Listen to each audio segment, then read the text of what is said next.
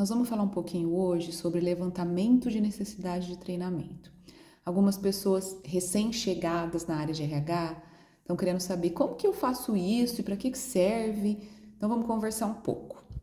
Então, o famoso LNT, levantamento de necessidade de treinamento, na minha opinião, serve para o RH ter minimamente um calendário de treinamentos estruturados ao longo do ano. Principalmente em empresas, indústrias, onde a quantidade de treinamentos obrigatórios, treinamentos técnicos e até comportamentais são muito grandes, eu acho que facilita muito a vida do RH ter um LNT bem feito e um LNT feito com antecedência. Então, como que a gente começa tudo? Existem algumas formas da gente começar o LNT. Se a empresa de vocês tiver uma avaliação de desempenho, o LNT pode ser desdobrado desta avaliação. Então, com base naqueles resultados abaixo do esperado, eu desdobro um levantamento de necessidade de treinamento.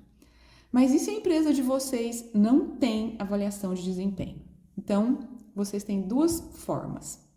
E as duas estão, de certa maneira, integradas. Você pode observar as competências necessárias no cargo daquele colaborador. Então, o colaborador tem um cargo de soldador. Quais são as competências necessárias para esse cargo? E aí você checa o quanto que aquele colaborador tem ou não tem aquela competência. E quem que te dá esse subsídio? É o líder. Então, você precisa obrigatoriamente trazer o líder para junto de você na hora de construir esse LNT, porque senão vai ficar algo desconectado com a realidade. Então, você vai passar pessoa por pessoa, cargo a cargo, para saber quais são as competências que precisam ser desenvolvidas. Então, podem ser competências técnicas e competências comportamentais. E é aí que eu digo que isso ajuda o RH. Porque se você mapeia que você tem muitas pessoas que precisam ser treinadas no mesmo conteúdo, você tem como se planejar e direcionar aquele conteúdo para aquelas pessoas. E não, ao longo do ano, você ir apagando os incêndios à medida que ele vai acontecendo. Uma outra coisa que o LNT ajuda muito é você definir budget. Então, se você sabe aquilo que você vai ter que treinar, você consegue avaliar. Eu tenho um instrutor interno para desdobrar esse conhecimento?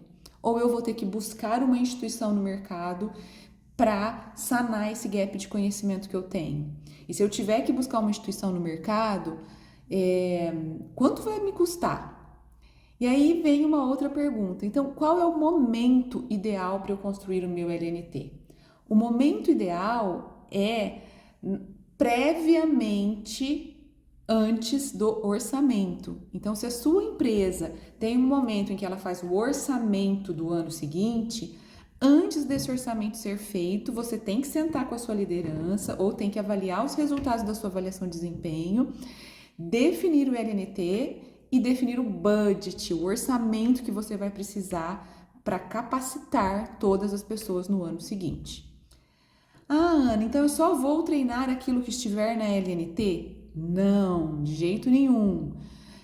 Ao longo do ano, ao longo do período, outras competências vão surgindo, outras necessidades vão surgindo. Então, isso também é importante. Você não pode ficar engessado numa única ferramenta, só na LNT. A estratégia da empresa também vai te dar muito direcionamento.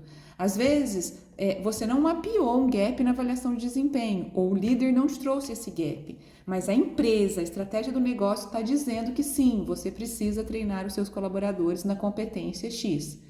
E aí, essa competência passa a fazer parte da sua LNT. Então, vejam bem, a LNT, ela serve para te ajudar a se planejar, a definir calendários de treinamentos, a definir instrutores internos e externos, a definir budget, mas ela não pode ser engessada.